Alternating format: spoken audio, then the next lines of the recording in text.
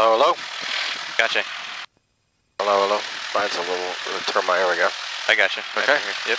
Get the radios.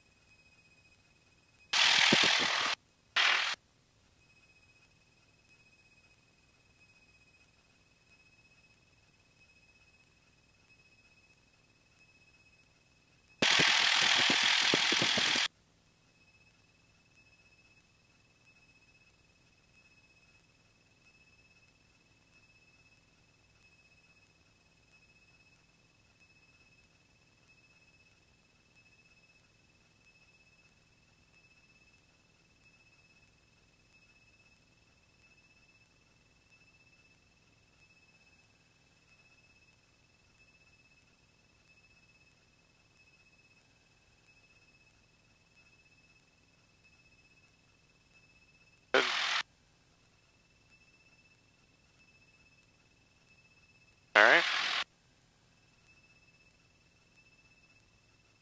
121.9. Okay. Good. Good. Do a ELT check. All right. Did you hear anything? Yep. You put it in, but you didn't listen. That's. Oh, right. All right. It's favoring 22 today. Yeah, we were using 2-2.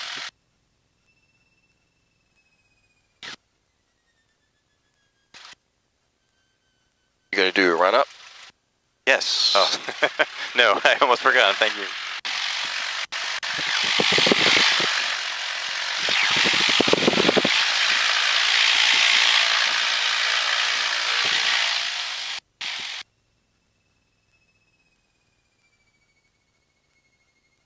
Thanks for the reminder. All right, park and brake we don't use. Cabin doors are locked. Flight control is free and correct. Yes. 46.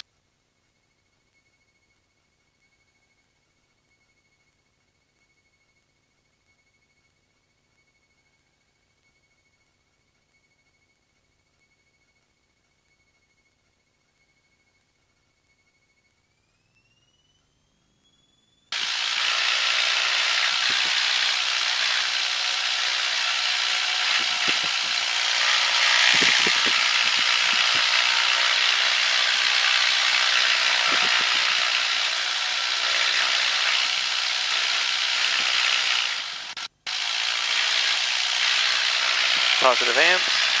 Suctions in the green. Radios are set. All right. Yeah, probably the most difficult thing once you get your license is how do you maintain your precision and your sharpness? There's a tendency to get lackadaisical or, overconfident. So the solution is really focus on your routine, and insist on yourself that, hey, I'm going to follow that routine.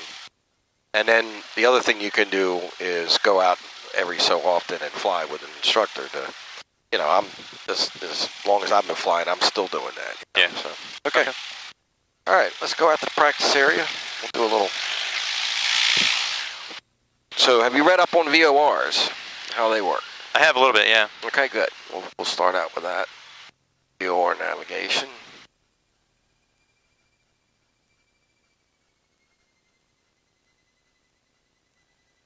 False traffic Cessna 48753 is taxiing to runway 22, False.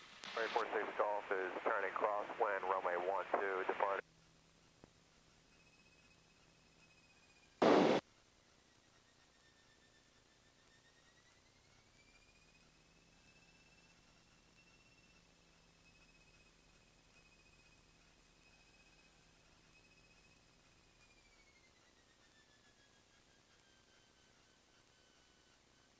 Off checks.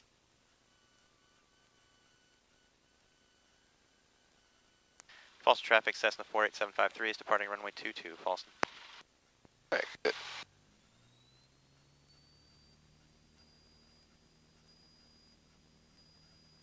Good.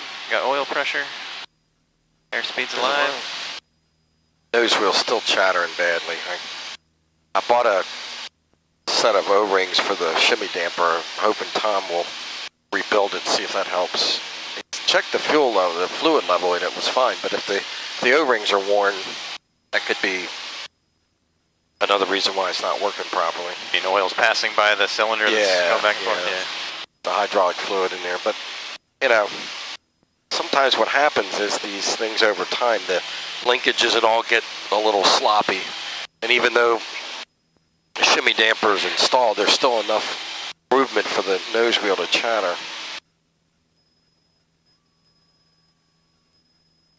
A little bumpy today. A little bit. But, you know, you got a nice bright sunny day. Yeah. So you're going to get some thermals.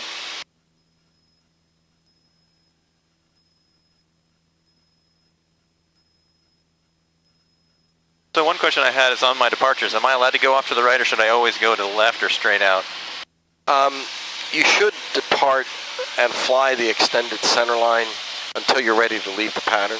Right. Now you can leave the pattern to the right or to the left. You don't have to. That's my question. Yeah. We can go left now. You know, I would say a more traditional way would be to depart on the normal pattern, right? Turn left and then go out on the 45, or turn downwind and depart. I think it's like common sense thing. Just make sure you look for traffic and let other people know what you're doing. Right. And let's climb up to 2,000.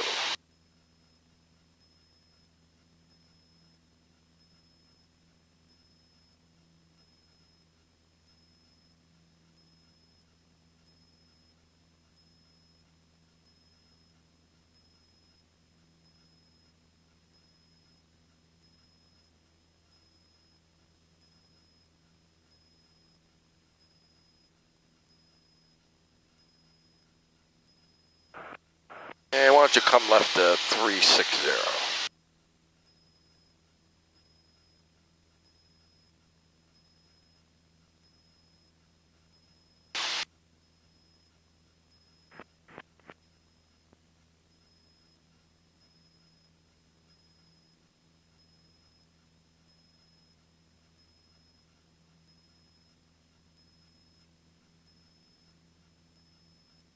It's a little cooler today, so the engine's performing a little better. You know, airplane climbs a little better. I don't really care for cold weather, but one of the advantages is the equipment does perform a little better in the colder weather.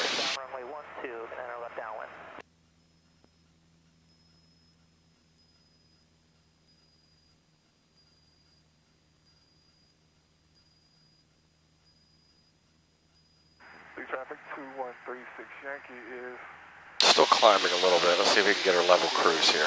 Remember, put the picture where you want it and then trim it until the pressure goes away.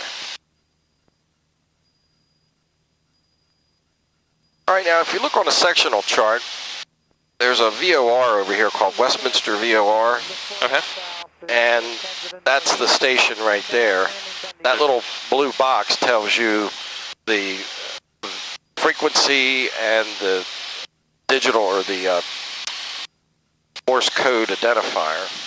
In this case, there's also a little H there. Do you see the H? HIWAS? HIWAS, right. So let's go ahead and dial in that frequency for 117.9. 30 in. Looks like it's already in there, all right? So let's see if we can identify that radio. So we're going to go up to the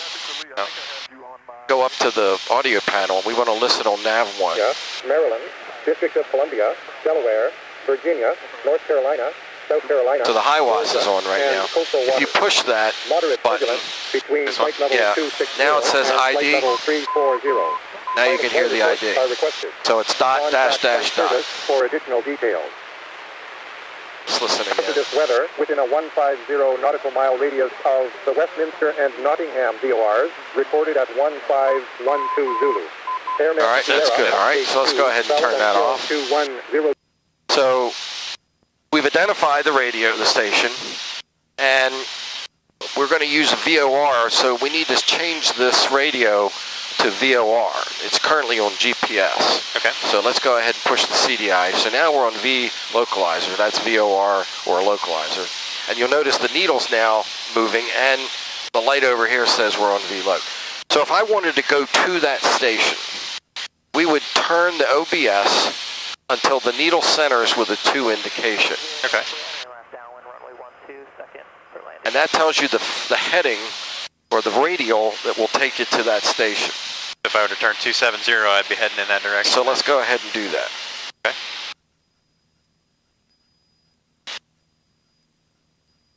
So in effect what we're doing is we're at here, we've dialed in this, the radial 270 is the 1-2 that will take us to that station. Clear traffic 2136 Yankee is a base for runway. There's no airport associated with that station, right? No, it's about 5 miles or 6 miles south of the Carroll County Airport.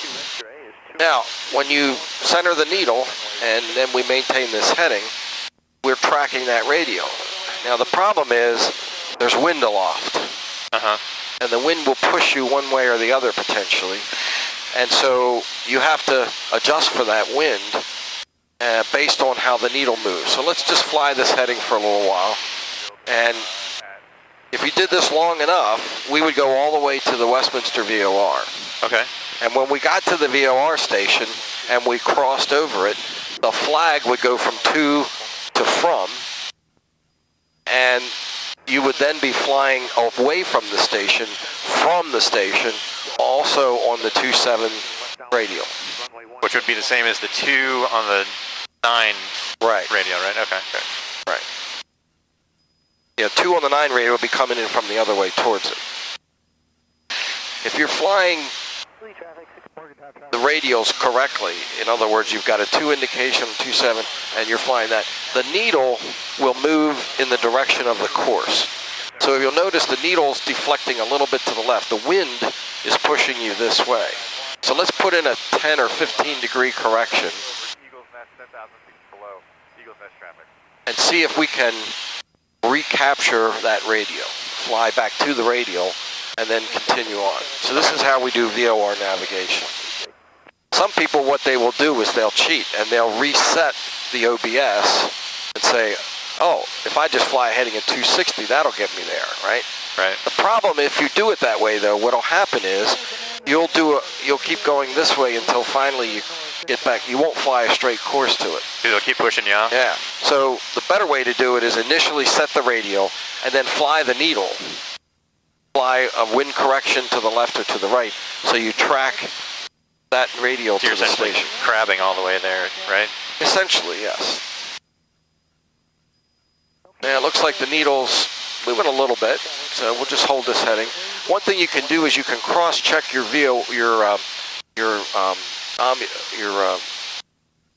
heading indicator against the compass, because this VOR station is set for magnetic north. Okay. So if you're flying to 270, but your compass is set off, you're not going to really be flying 270. Right? Gotcha. So you have to reset that. But you see how the needle's coming in now? So we're capturing that radial. Once we get back to it, then we have to shallow the amount of the angle of the intercept. We still need some to maintain it, but less than we needed to capture it. Okay. Does that make sense? Yeah, definitely. Now, we could also fly outbound from the station. And if I wanted to fly the outbound, let's fly the outbound 07 radial. So we're going to dial in the 070 radial. And we're going to turn in the direction that we're flying away from the station, but we have to capture that first. Okay. So let's turn to a heading of about 030, which would be about a 40 degree correction or intercept. Okay. So now here's the station. The bearing we want is 070, which is about there.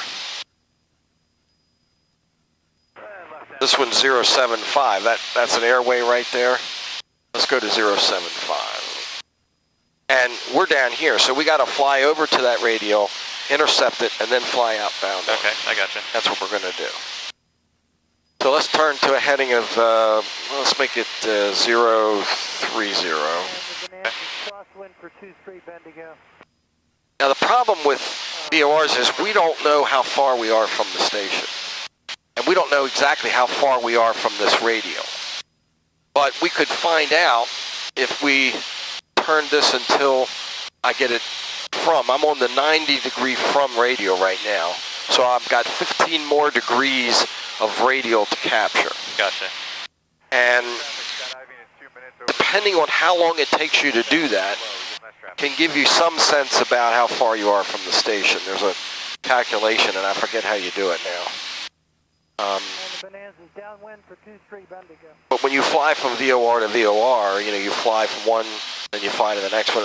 In the instrument world, that's actually how we used to do it. Now, GPS has sort of superseded all that. Right, right. So you're on a 300 heading. I wanted you on a 030. Oh, I'm sorry. But you notice now the needle's starting to come in. So we're starting to get closer to that 075 radial. And if you're flying outbound from it, it's from. 075 from would be going away from the station. I gotcha. And if your heading is roughly aligned with this, then the needle will tell you which way the course is. So we're going to intercept that course, and when the needle gets to the center, then we'll turn to 075 and continue outbound.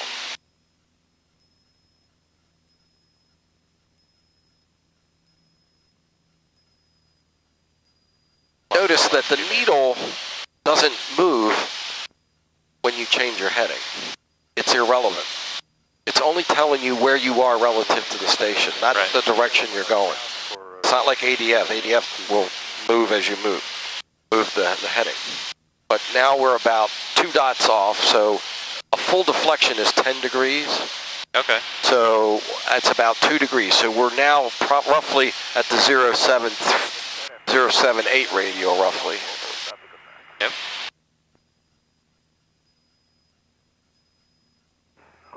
And we're still intercepting. The other thing about the VORs, notice how it's moving a bit. Unfortunately, VORs don't have a very precise indication. There's noise, there's just variation in it. They're pretty good, but it's not as rock solid as like GPS. You know? Gotcha, yeah. When you fly GPS, man, it's like right on. So it wouldn't be surprising if you're holding this thing heading and the needle moves a little bit, as it just has done. Just did, yeah. That's normal for the VORs. All right, we're just about on the course we want now. So let's start shallowing the angle of intercept, get closer to 075. So maybe fly a 060? Well, which way was the wind blowing? It was blowing from 22. Yeah, it was coming from over there, wasn't it? So that would mean we'd actually have to go past 075 to get a little bit of a wind correction. But we may not be quite to it just yet. See how the needle's just off a little bit? Yeah. So let's hold 065. Check your compass. Make sure that it hasn't precessed a bit. It looks like it's off just a little bit. Yeah.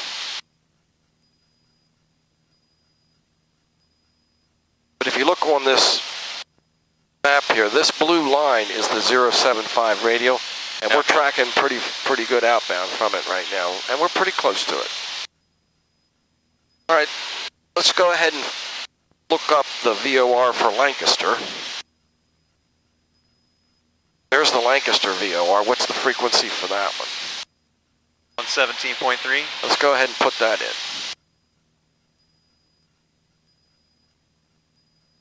Carmen traffic, Mooney turning left base runway. And we'll dial that one in. And let's listen on nav1 and push the button for ID. This one doesn't have high ROS. Yep. All right, that's it. All right, you can turn that off. Let's go ahead and take me to that VOR.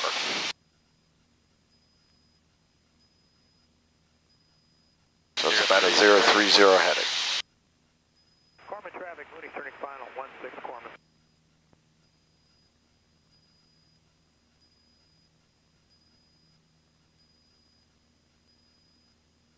Now, if we had 2 VORs, we could tune one for the Lancaster inbound, and we could tune another VOR that's off to the side somewhere and look for a radio where we would intercept, and then that would tell us how far we are from Lancaster. It'd be a cross radial. So theoretically, if we flew that 075 radio out of Westminster all the way up to this radio here going into Lancaster, which is the At 190? it's about a 195, but it would be the inverse of that, 1015, because we're going to the station. Then that would be we'd be right there at that intersection. That's how you could define your distance from the station. There's also a thing called DME, which is called distance measuring equipment. And if the VOR is also a TACAN, then it's called a VOR TAC. Do you see that? If it's a VOR station, it has no DME. If it's a VOR TAC, it also has TACAN, which is a military thing, but VOR TACs also can do DME. Okay. So the way that works is it actually sends a signal from the VOR and it calculates the time it takes to get there. And based on that, it calculates distance. And it's pretty accurate. We don't have that in the airplane. We don't have DME. I have one in the Cardinal. Yeah, I just took a look at Should we be, what's the Lancaster radio station? Should we be listening there now at this point, or are we too far away still? As far as the ATIS, you mean, or just the regular the tower? Communication, yeah. Yeah, so we could get the tower. Let's go to the box here, and we'll go to the waypoint, and we'll put in KLNS.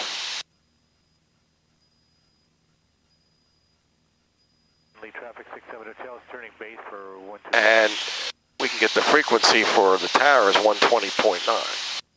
Okay. Okay. So let's go ahead and put that in. We do that by highlighting it and hit enter, and it puts it in over there. Okay, so it's on standby. Okay, let's go ahead and pop it into the main thing now. 720, watch to the right. You can see the Caravan. Roger, maintain visual separation. Pass behind that traffic. So now we're listening to the tower. We're still pretty far away. Right. Right. So the reality is we don't need to talk to them. We're probably 25 miles out right now. Okay. Okay. 700, runway 8, clear. So you seem like you've got a pretty good handle on how the VORs work. Yeah, I've been messing around with them on a simulator, so I kind of know how they work. All right, so same thing would be true for the GPS. So if I wanted to go to Lancaster,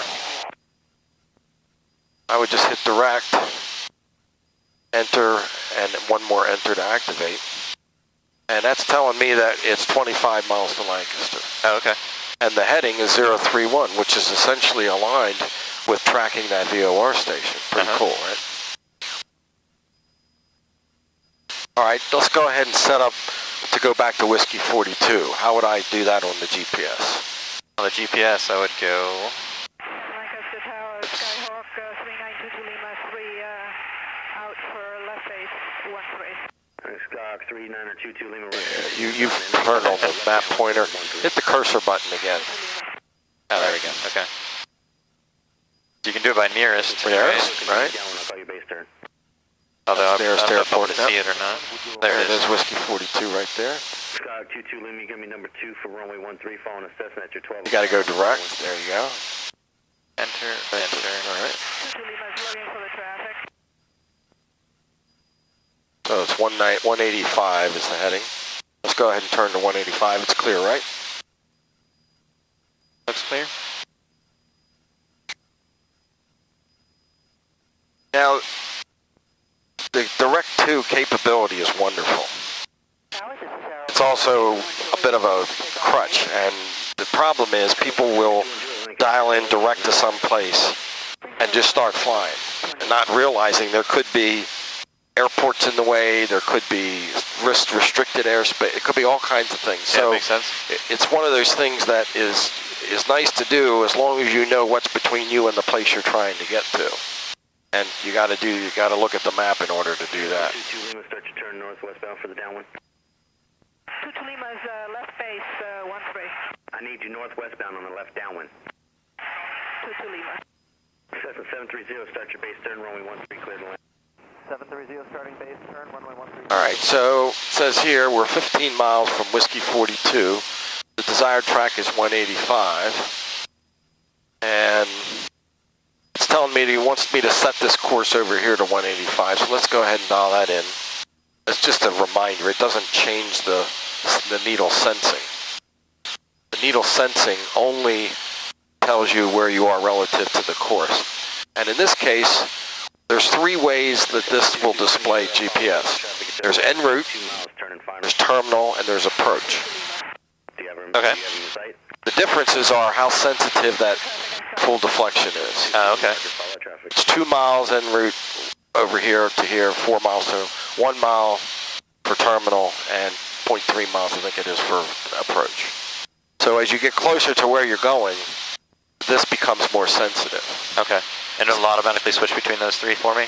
What's that? Will this switch between terminal and... Automatically. Automatically, Yeah. okay. It's based on how far you are from your destination. Or if you're flying an approach.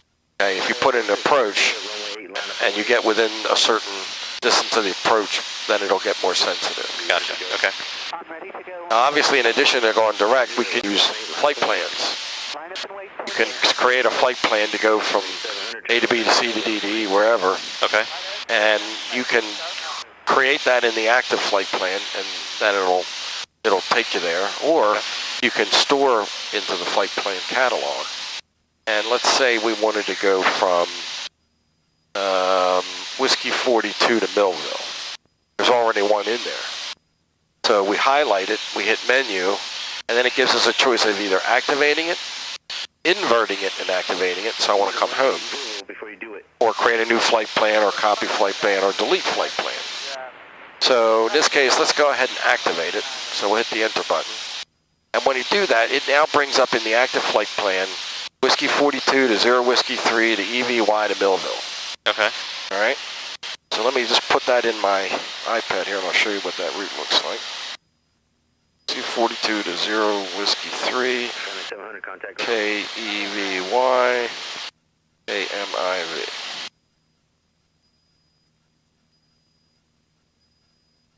There's the route. From there to there to there to there.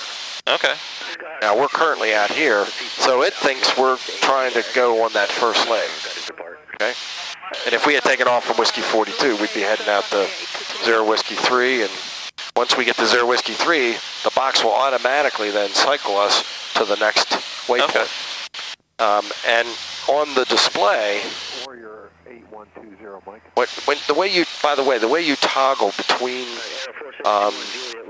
displays is on the flight plan you push it, and then when you're done you push it again. Okay. There's no turning over here. Flight plan is kind of the exception. But what the box thinks you're doing right now, because we were going direct to Whiskey 42, it thinks you're going to go there and then continue on that trip to Millville. Gotcha. And we know that because you see that little arrow, that means you're going direct to Direct Whiskey to, 42. okay. All right, and you'll notice the color of the first segment is magenta. The future segments are white. Okay. Makes sense. All right, now let's suppose we decide, hey, I want to cut the corner here. I don't want to go all the way to Whiskey 42. I want to go right to 0 Whiskey 3. So go to flight plan, and then highlight the no, don't turn the button. Stop. Okay, clear. Yeah. Once you highlight it, then you got to use the big knob to move. If you turn the small knob, it thinks you want to put a new waypoint in. Gotcha. I'm going to show you that in a minute. So Yeah. use the big knob and then hit direct, and then enter, and one more time. So you see what it's done? It's now set us up. Let's go ahead and turn for that. So is that to clear out our flight plan at that point, or just... Nope, the flight plan's still in there, but we're direct to 0 Whiskey 3. Okay. And once we get to 0 Whiskey 3, then it'll continue to sequence us to the rest of the waypoints. Gotcha. Okay. I'm just showing you how to use because we'll need this in our cross country. Now let's suppose that we decided we didn't want to go right to 0 Whiskey 3, but we wanted to go to an intermediate waypoint. And let's say that we wanted to go to Belay intersection. So we go back to the flight plan. I want to insert a waypoint between Whiskey 42 and 0 Whiskey 3. Here's how you do that. You highlight, then using the big knob, we go to the place where we'd like to insert, and it automatically assumes it will insert before the one that's highlighted. Okay. And now we turn the small knob, and it's going to start bringing up waypoints for us. And we just dial that in. there's belay, and we hit enter. Now it's got Whiskey 42 to belay to 0 Whiskey 3. So in this case, we're going to have to go back up to tell it to go direct to. That's right. So let's turn the big knob. No, don't turn the small knob. Hit it again. Yeah. Button again. Got to turn the big knob. And then we'll hit direct to belay. And activate. So now we're going to belay first.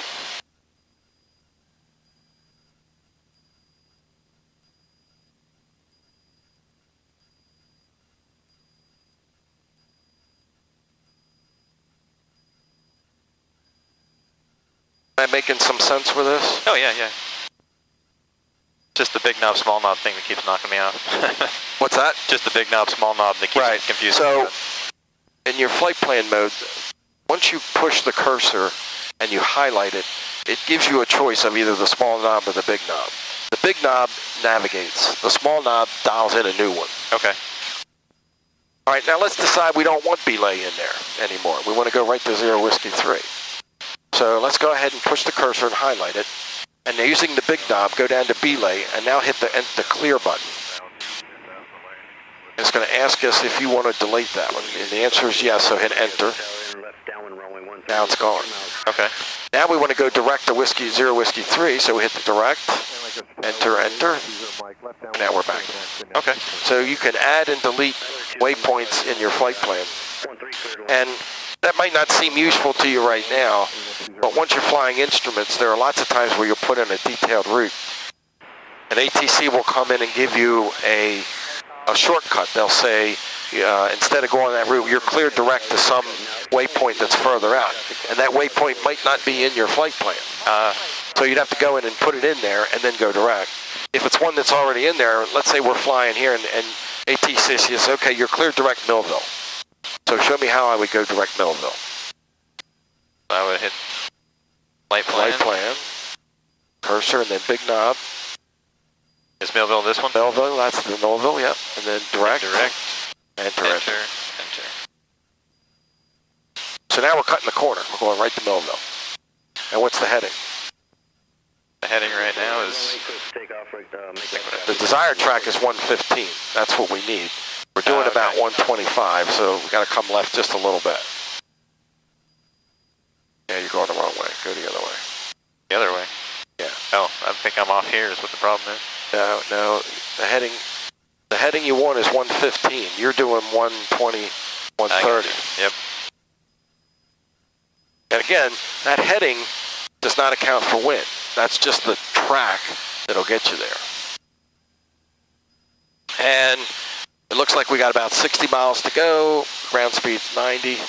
And if you look at the flight plan, it'll actually tell you the estimated time en route. Oh, okay. Again, I'm just giving you a very sort of high-level introduction to how, and this is how we'll actually use the radio for navigating on a cross country.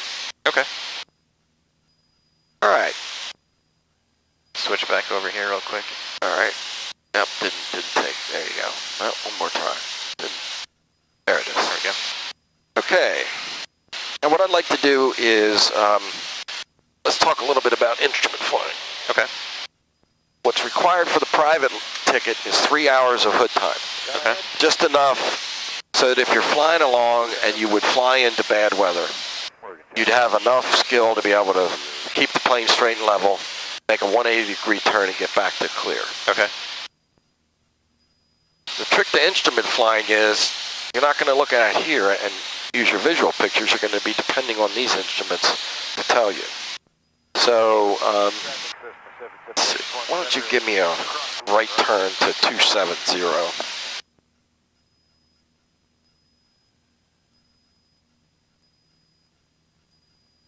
67 Hotel, final 12 Lee.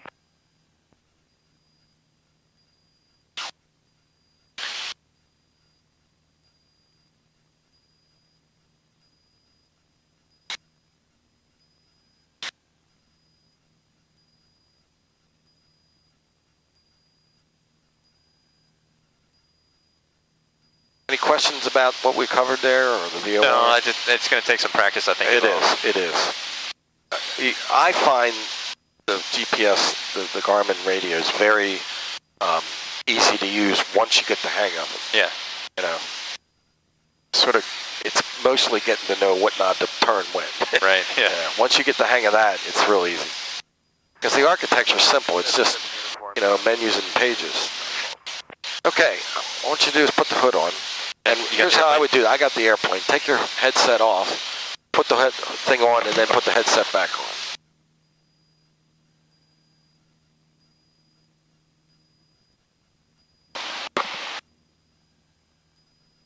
Now you want to position the hood so that in your normal viewing, you can see the instruments, but you can't see outside the airplane. Okay. Okay? Can you hear me? I can hear you. Okay. Yeah, I got it. Now, the first thing we want to do is we want to try strive straight and level. And this is your primary instrument, it's your attitude indicator. If you keep the wings, the little orange bar, roughly on that horizon, and that little centerpiece in between those two little orange ones, if you keep it like that, the whole time, we'll go straight and level. Okay. Just concentrate on that. You don't need to make large corrections here. We're talking about just tiny little things. And if the airplane's trimmed out and it's smooth air, you can almost just let go. And the airplane will kind of fly itself. There's a tendency to over-control. Gotcha. Now, once you get looking at that, we need to cross-correlate that to what's going on with the other instruments. So there's two ways you do that. One is you do what's called a round scan. So we go from here, altitude, vertical speed, heading, turn coordinator, airspeed back. That's one way. Another way to do it, which I do, is this is my center point, and I go like this. Back and forth to the back and forth. attitude indicator. And Okay. the speed with which you do that is about the pace at which I ran my finger. You're never going to look away from that for very long. Okay. So if I want you to hold a heading, if you keep the wings level and you don't turn, your heading will stay the same. Yep. But if you miss a little bit, you cross-check against that and say, hey, okay, I'm off just a little bit. So I am off a little bit now. You asked me to go All right. 270. all right, so let's go ahead and turn to 270. Again, very shallow. And the little thing over here, the turn coordinator, that tells you the direction you're turning. And when that little tip of the wing is on the R or the L, that's called a standard rate turn. And if you're doing a standard rate turn and you hold it perfectly at that point, it'll take you 2 minutes to do 360 degrees. If you put it on this line down here? Yes. Okay. It's kind of acting weird right now. I got to look at that. See how it's moving all around? It shouldn't be doing that. May need to get a new instrument. But for now, focus on the heading, the attitude indicator, and then I'd like you to hold altitude. So what we're looking at over here, our target altitude was 2,000. So we look at the vertical speed. That's showing me I'm not going up or down right now. If I wanted to climb a little bit, I might give it a little bit of power. And now the little orange bar has to be just slightly above the horizon. Do you see that? Yep. A 1 bar width. That's all you need.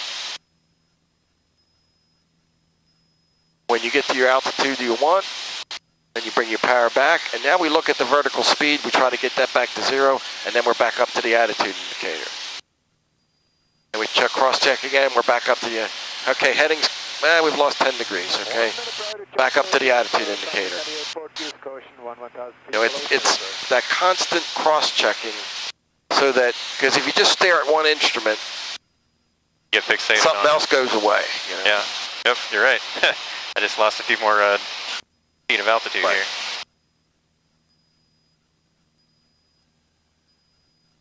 There we go.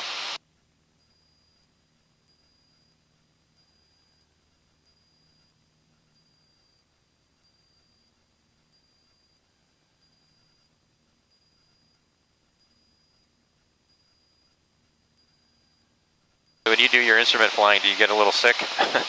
Yeah, if you're feeling wheezy, let me know right away. Okay. Just a little tiny bit, but not bad. All right. Don't wait till you're about ready to bar. Yeah. Yeah. What's happening is you're used to looking at the horizon, Right. and your body, your mind, your ear kind of learns to adjust for that. You got to teach it a new skill now. And initially, that happens. Over time, after you do this for 300 or 400 hours, you know, it's less of a problem. let me know if you're feeling sick. We'll shorten it. Yeah, no, I'll tell you.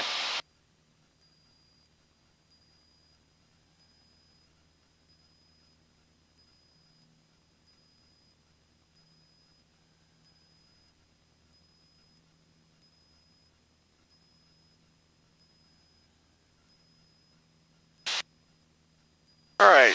Well, in addition to making straight and level, we need to make turns. So I want you to start a left turn, and we want to turn to a heading of 090. Okay. And just you want about a 5 or 10 degree angle of bank. That's all. Okay. 48430, chop this way and descending.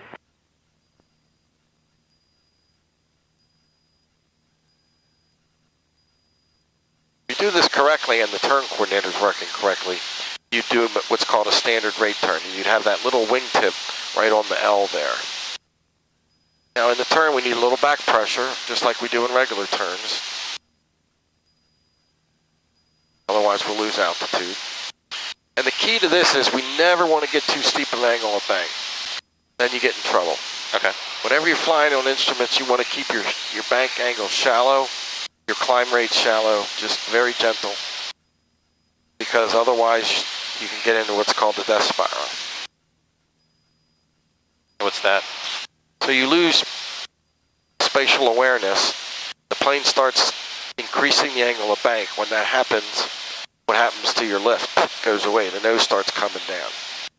All of a sudden you realize you're going down fast and you pull back on the wheel, and that tightens it, makes it worse. I gotcha. Until finally you're on the ground. That's what happened to John F. Kennedy. Oh, okay. That's how he died. He was in the clouds, and he was not trained in instruments. He had taken some lessons, but he was not instrument rated. And he was out over an area where it was hazy and foggy and poor visibility over the water, and he couldn't see where he was, and he got into the classic death spiral. Okay. Bought it. I'm not telling you to scare you then. I'm just kidding you. No. That's Good to know. it's the trick to instrument flying is never let the airplane get out of control. We never want to be going down faster than 500 feet a minute. We never want to have a steeper angle of a bank than standard rate. That was a pretty good job on that turn. Okay. Now we'll cross-check our altitudes, looking pretty good. And the heading's holding pretty well. Again, if the attitude indicator is where it's supposed to be, it's not left or right or up or down, the plane's going to continue to fly that straight course. Okay. The Craftsman tool bag is laying on top of that by the co-pilot side wing. How you doing? Feeling all right? Yeah, I'm feeling fine. Okay. Actually better than I was a bit ago. Yeah, the spatial disorientation can happen very quickly, and then it can subside too. And if that ever happened to you for real, you're in the clouds and you're starting to get a little bit uncomfortable, really focus on the instruments. Just say to yourself, ignore that, just pay attention to the instruments. Yeah. Say it out loud. Fly the instruments. It's kind of like fly the airplane. Yeah, yep. All right, let's try a turn back to a heading of 180. Standard rate. It's clear to the right. And we need just a little rudder in there. That's it.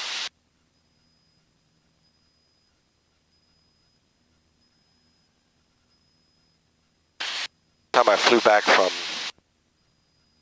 Maine, we were in Bar Harbor. It was about a 4-hour flight in the Cardinal, and I was in the clouds the entire way. Oh, man. I hand flew it for 4 hours. Think about what you're doing and do that for 4 hours. Yeah, I don't think so.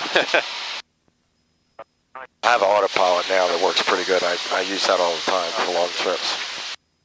And that gives you some break. One thing you'll notice, if you listen to the engine noise, when you climb, even if you haven't changed the power setting, you'll actually lose just a little bit of RPM. You can hear that. Uh-huh. Same thing would be true if you push the nose forward and we increase speed. It would sound like it's winding up. Yep. It's another piece of information. Listen to that sound of the engine. Star 527 Bravo is the right downwind, runway 24, Chambersburg.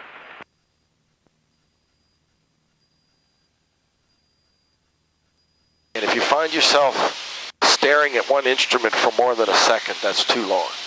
Okay. Cross check. Okay, looks like we're climbing. Yep, we're climbing. We're back here.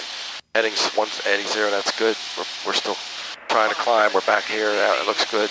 Still on the heading we want.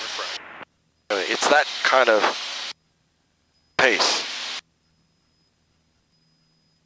What'll happen is eventually you'll learn how to look at that scan, and it won't be a conscious effort. Your brain will just start to see the picture and interpret all those instruments, instantaneously as you've trained yourself. Do you play a musical instrument? I used to play sax and a little bit of guitar. So when you first started playing the sax, you'd look at the music and you'd say, okay, that's an A. How do I move my fingers to make an A? And I blow and I get an A. Right. Once you do it long enough, there's a direct connection between your brain to see what you see there and what you play. You don't think about it consciously. It's the same thing with instrument flying. Right now, you're having to consciously think about looking at each one of those instruments and what that has to convert to in terms of control of the airplane. After 40 or 50 hours of doing this, you just play the music. Second nature, yeah. Okay. All right, so we've been under the hood for 2/10. How long does it feel to you? Probably About longer. probably half an hour, yeah. We'll go just another 10th. Okay. All right, let's do a left turn back to 360. It's clear left. Okay.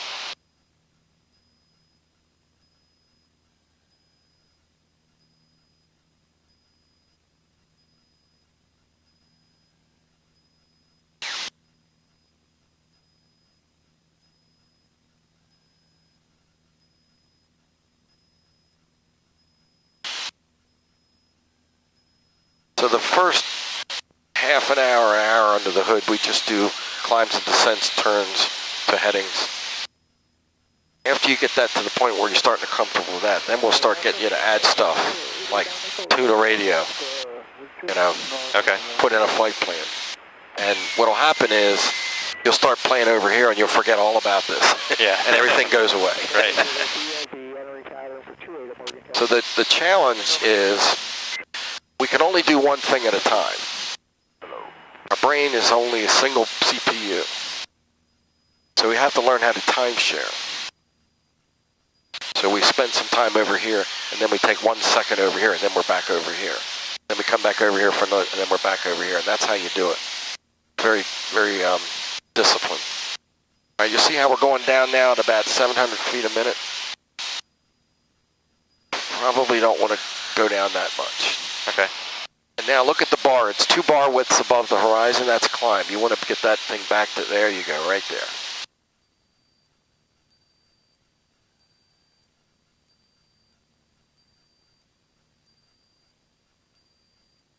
The very last thing we'll do at the end of your hood training is something called unusual altitude. See how the bar is just a little below the horizon? Yeah. And we've lost 100 feet of altitude. So put it 1 bar width above, that's all. 1 bar width. Just the thickness of that orange bar above the horizon, a little bit of power and she'll climb. That's about a 5-degree nose up. If you look at that little center dot there, the little orange dot, do you see behind it there's a 10 and a bar? That's 10-degree pitch up. The little black is 5-degree. 10-degree pitch up is pretty steep. You said 5's about good though, or is that too steep? Well, for climbing, 5 is fine. Let's go ahead and climb to 2,500. So give me full power and put that little dot on about 7 or 8 degrees. Maybe not, maybe 10. And try to keep your wings level. This is what a climb would look like. Remember, you need just a little bit of right rudder in the climb for the P factor. Oh, right. Yep.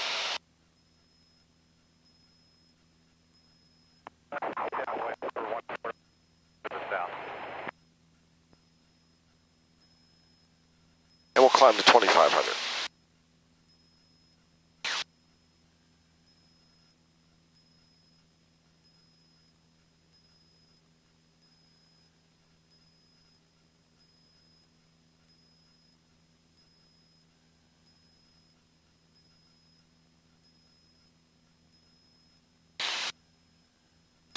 7500. We bring the power back to cruise, set it by sound, and bring your orange bar back to the horizon. Pretty good, 2200 right on. See that? You don't even have to look over here. All right. Get your wings level. Skydive 1, Skydive 2, there's traffic on long final for 14, just want to give you a heads up. All right, give me a left turn back to 240, standard rate. Doing a pretty good job for a first time. Thanks. Takes a lot of attention, a lot of brain work. Come back for an hour lesson in instrument, you're pretty done. You said 240, right? 240.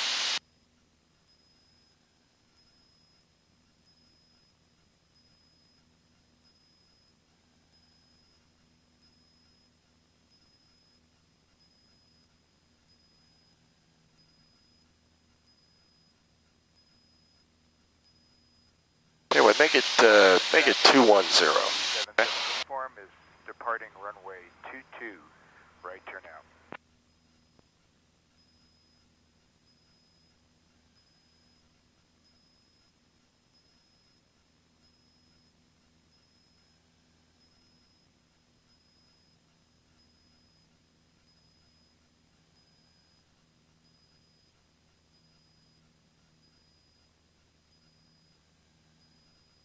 All right, let's go ahead and descend down to 1500. So give me some carb heat and bring the power back to about 1500. And try to set up a vertical descent of about 500 feet a minute.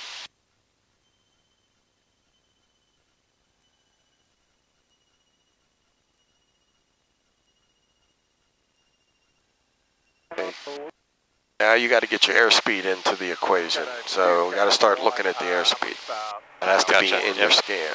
You're right, I was not skipping. I was not looking at it at all. Right.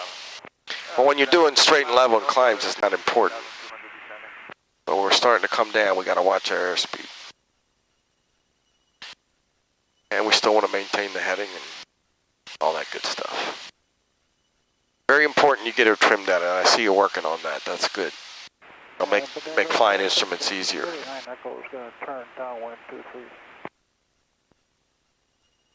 Should I have a specific speed in mind on this descent or no?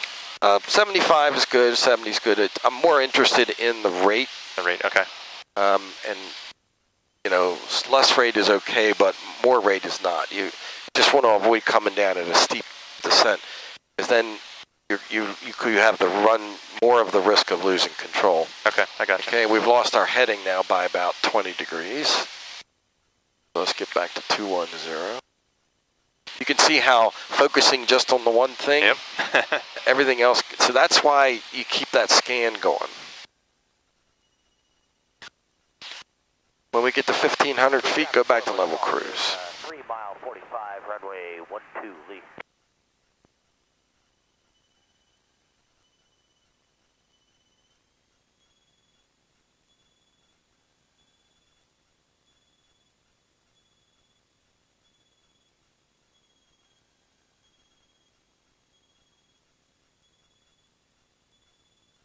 Based upon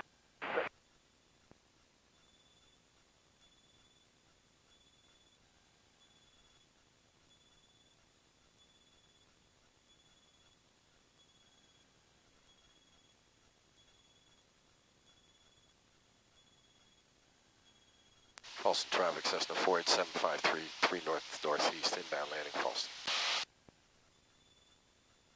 All right, carburetor heat off. Power back to cruise.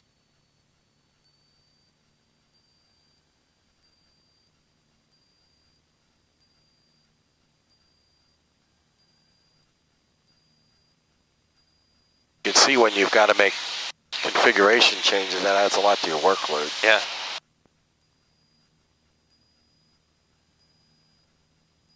So in the real world, if you're flying along on a trip, 12, Lee. you flew into clouds, first thing you do is fly the instruments. Okay. Don't try to do something real quick, right? Fly the instruments. Then think through, okay, What are my choices? Well, I could try to do a 180, get back to clear air. That'd be my first choice. Standard rate, gentle turn. And when you do that, it might take you 5 minutes to do that and get back out. So when you turn to 180 degrees, you got to wait until you fly out of the cloud. It might not happen right away. Another option would be go lower, as long as you're comfortable that you know what the terrain is and you can stay safely above it. Gotcha. Yep. You're going down about 500 feet a minute. Do you see that? Yeah. Okay. Look at your angle of bank. It's way off. There you go. Eagles Nest traffic, NF2, left right downwind 14, Eagles Nest, full stop. You can get an appreciation of how quickly things can go away. Fleet traffic 44 Golf is turning. How to get that attitude indicator back. See how the bar is a bar width below the horizon? Got to keep it on that horizon there.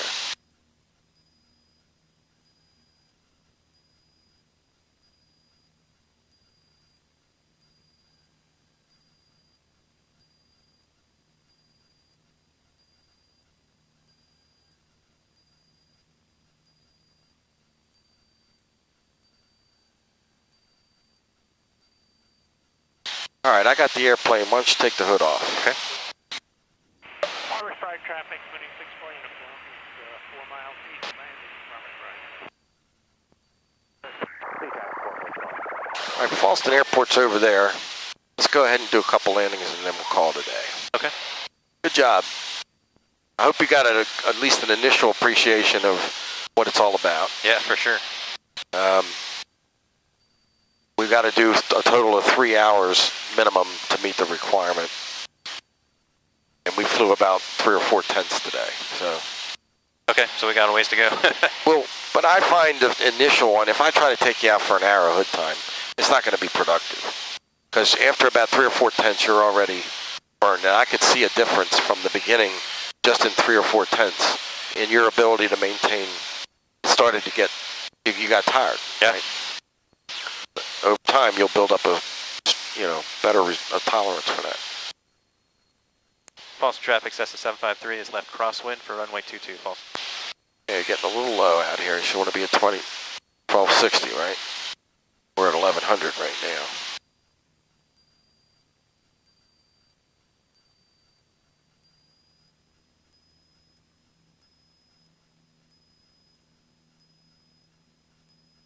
Eagles Nest traffic, skydiving in 5 minutes over Eagles Nest, use caution 10,000 feet below.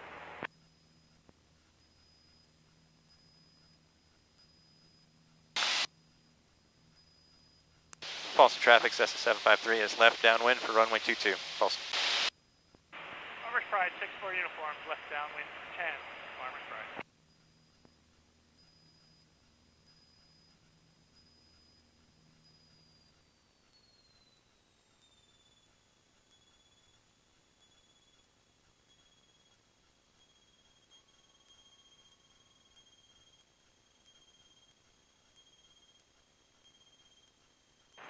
Cessna 85 Quebec on a left base for 24 Gettysburg.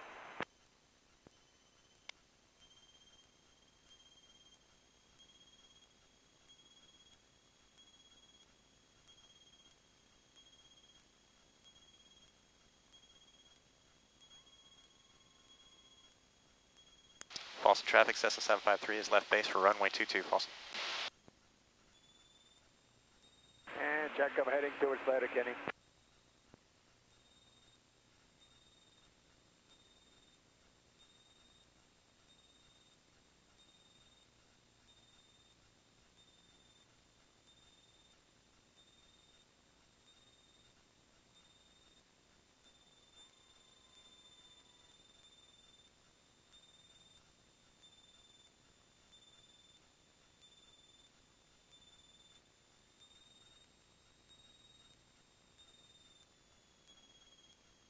False traffic, Cessna 753 is on final, runway 22, false.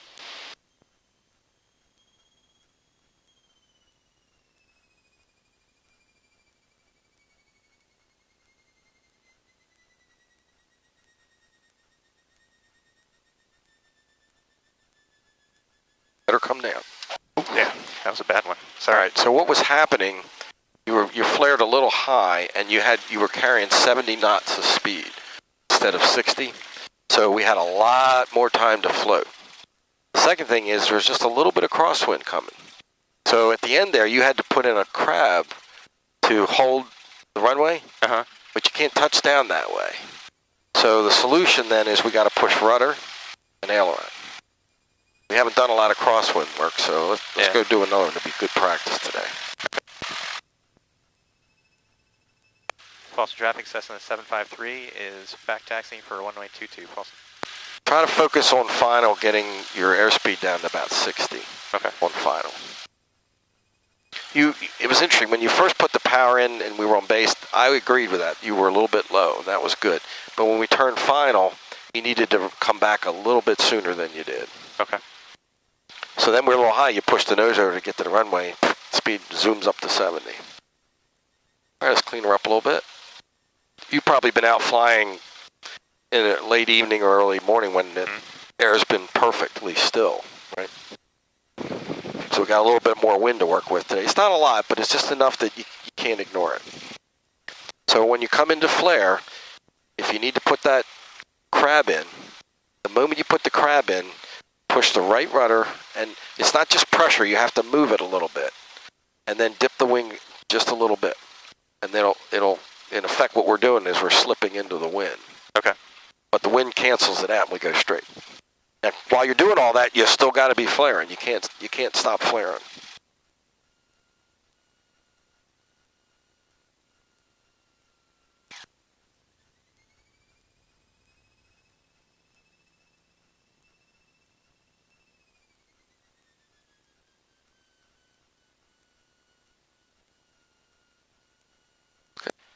Boston traffic, Cessna 753 is departing runway 22. Close traffic, Boston.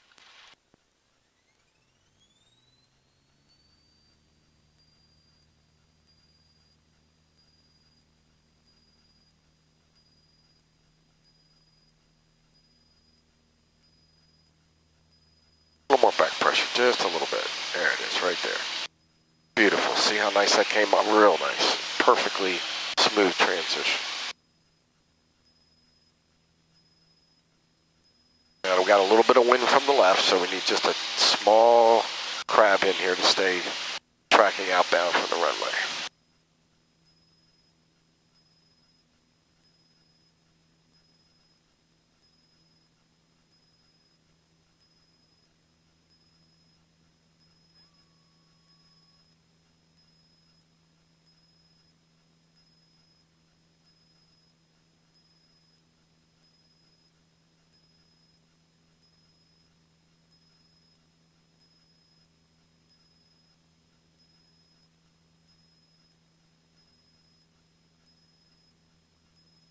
This traffic, Skydive 1 jumpers away over Eagles Nest. Use caution, 10,000 feet and below. Eagles Nest traffic. Probably a good day for skydiving. A nice clear ceiling. Yeah. How high did they take them up before they dropped them out? He said 10,000. I think most of the guys locally here up at Harford County, they do 8,500. And down in Ocean City, I think they go as high as 18. Wow. Getting up there a bit.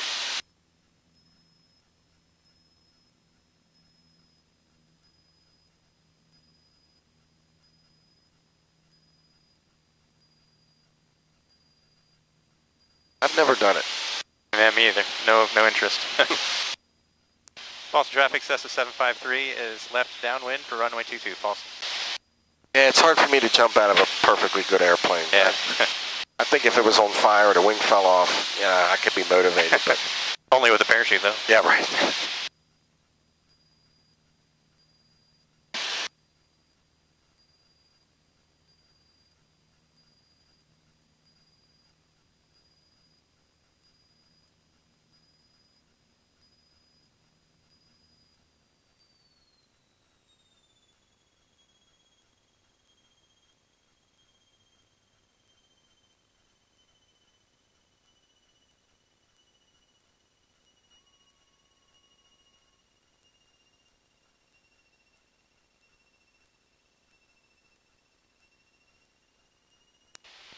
Boston traffic, Cessna 753 is turning left base for runway 22, Boston.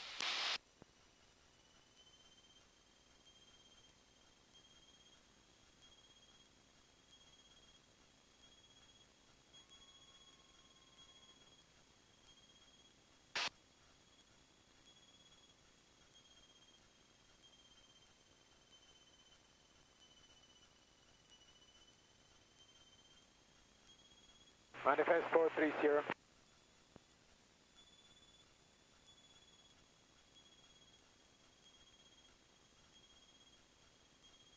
Affirmative is 27 Bravo going higher than 7,000.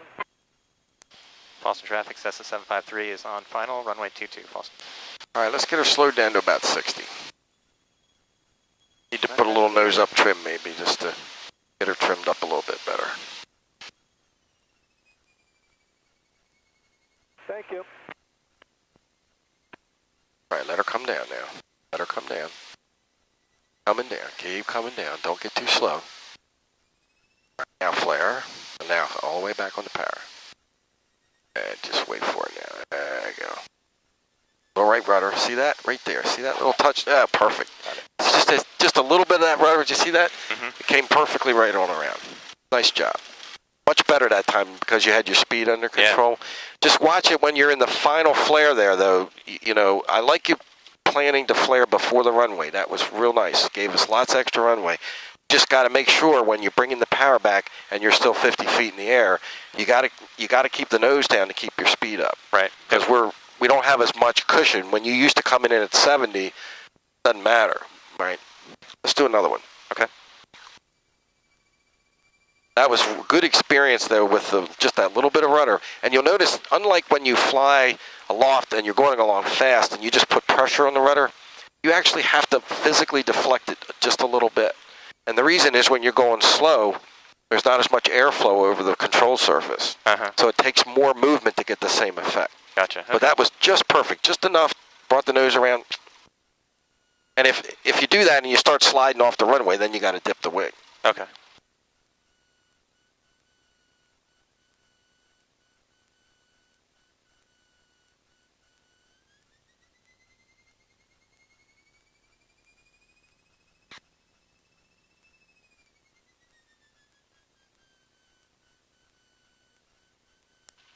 Boston traffic, Cessna 753 is departing runway 22, closed traffic, Boston.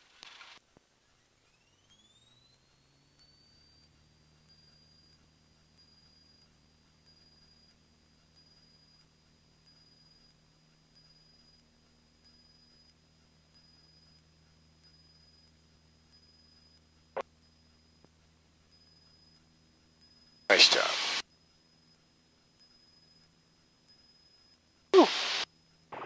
Franklin, is traffic good? Skydiving in about 3 minutes, 1,000 feet over Chambersburg, Franklin County Airport. So the moment you start getting surface wind, when you're down very close to the surface, you don't feel it as much. As soon as you climb up 10 or 15 feet, you start to feel it. That's what was going on there.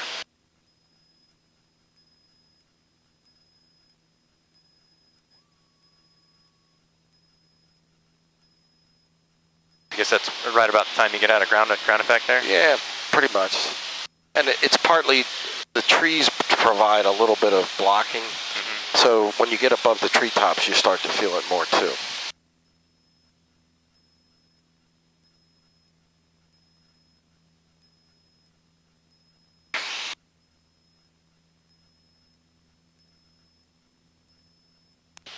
Boston traffic, Cessna 753 is turning left crosswind for runway 22, Boston.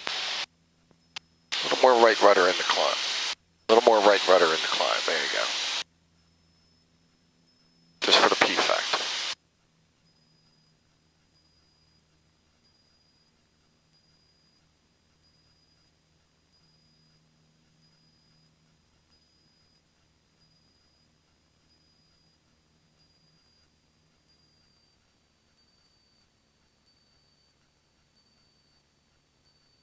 And couple traffic, 7,000 and final 16, calling.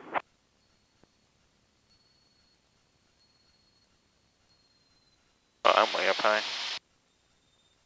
Yeah, you got a little firewall that popped you up there, I think.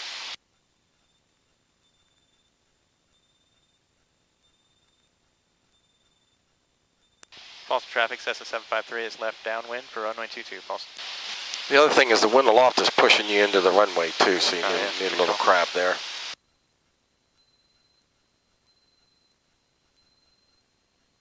Two minutes prior to jump over Chambersburg, Franklin County Airport.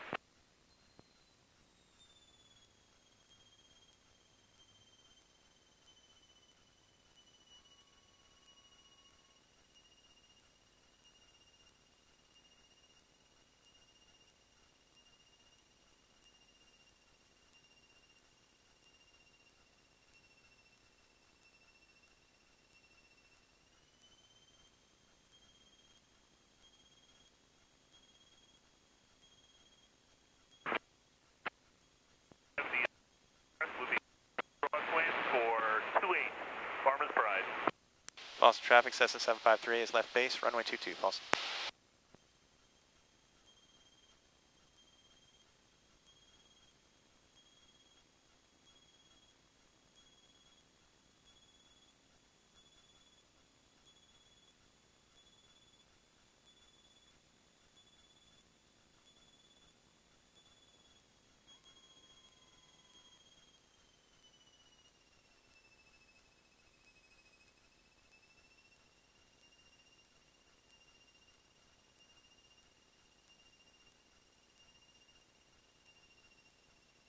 False traffic, Cessna 753 is final, runway 22, false.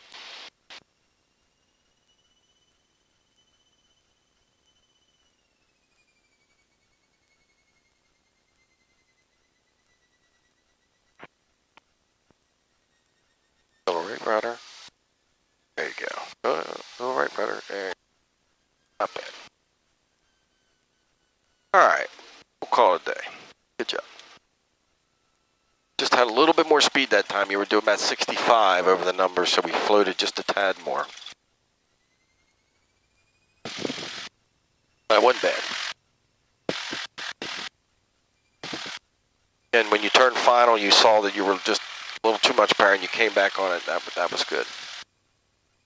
Thanks. So did you find when you got out under the hood, you were a little disoriented? Not too much. Yeah. I kind of, not as much as I was expecting anyway. Yeah, sometimes what happens is that transition right away, two things are going on. One is you got to kind of rethink your brain a little bit from in here to out there, and two, you're a little more fatigued, and your brain's a little tired. It definitely is more fatiguing, I'll give you that. Yeah, and over time, the more you do it, the less fatiguing it will be. It's like weight training. When you start out, the weights are heavy. As you exercise more and more, you can add more weight because you build strength. But you're doing the same thing with your brain process. You're building brain capacity. I put 5 inches in it, so I think we can probably put it away without filling it up. Okay. I figured it would save the time. Okay, great. But don't get discouraged, because as time goes on, you're going to find you'll need less brain capacity, because you'll get to that place I was explaining, like with music, where it's automatic. Mm-hmm. But we got to build that skill, and it takes a while to do that. Yeah, sure.